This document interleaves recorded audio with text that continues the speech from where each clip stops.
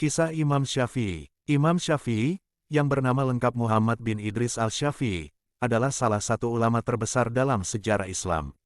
Ia lahir pada tahun 150 Hijriah atau 767 Masehi di kota Gaza, Palestina, dan merupakan keturunan dari suku Quraisy, suku yang sama dengan Nabi Muhammad SAW. Ayahnya wafat saat ia masih kecil, sehingga ia dibesarkan oleh ibunya yang kemudian membawanya ke Mekah, tanah asal keluarganya. Di Mekah, sejak usia muda Imam Syafi'i sudah menunjukkan kecerdasannya yang luar biasa. Pada usia 7 tahun, ia telah menghafal seluruh Al-Quran, dan pada usia 10 tahun, ia mampu menghafal kitab Al-Muwatta, karya Imam Malik, salah satu kitab hadis dan fikih terkenal pada masa itu. Meskipun berasal dari keluarga sederhana, semangat Imam Syafi'i dalam menuntut ilmu tidak pernah surut. Ia belajar dari berbagai guru di Mekah sebelum pergi ke Madinah untuk berguru langsung kepada Imam Malik bin Anas, salah satu dari 4 imam mazhab.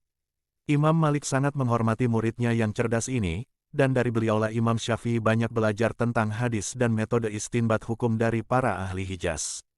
Setelah wafatnya Imam Malik, Imam Syafi'i terus melanjutkan perjalanannya ke berbagai pusat ilmu, seperti Yaman, Baghdad, dan akhirnya Mesir, untuk memperdalam dan memperluas pengetahuannya. Di Baghdad, ia sempat berinteraksi dengan murid-murid Imam Abu Hanifah dan memahami metode rayy atau penalaran logis dalam pengambilan hukum. Imam Syafi'i berhasil menggabungkan dua pendekatan utama dalam ilmu fikih pada masa itu, metode al-rayy atau pendekatan logis, yang banyak berkembang di Irak dan metode al-hadis atau berbasis teks yang berkembang di Hijaz. Dari penggabungan itu, lahirlah metode istinbat hukum yang sistematis dan seimbang, yang kemudian ia susun dalam karya monumentalnya berjudul Ar-Risalah, yang menjadi dasar ilmu usyul fikih, ilmu tentang dasar-dasar pengambilan hukum Islam.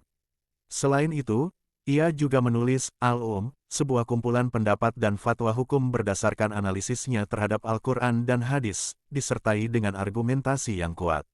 Imam Syafi'i tidak hanya dikenal karena keilmuannya yang luas, tetapi juga karena akhlaknya yang luhur. Ia dikenal sebagai sosok yang zuhud, rendah hati, dan sangat menghormati ulama lain, walaupun berbeda pendapat. Ia pernah berkata, "Pendapatku benar, namun bisa saja salah, pendapat orang lain salah, namun bisa saja benar," yang menunjukkan keluasan jiwanya dalam perbedaan.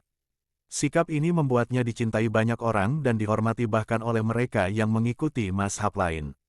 Imam Syafi'i wafat di Kairo, Mesir, pada tahun 204 Hijriah atau 820 Masehi. Namun, warisan ilmunya tetap hidup hingga kini. Mazhab Syafi'i menjadi salah satu mazhab fikih terbesar dan dianut oleh sebagian besar umat Islam, khususnya di kawasan Asia Tenggara seperti Indonesia, Malaysia, dan Brunei. Sosoknya dikenang bukan hanya sebagai ahli hukum, tetapi sebagai tokoh besar yang menyatukan kecerdasan intelektual dengan kehalusan spiritual.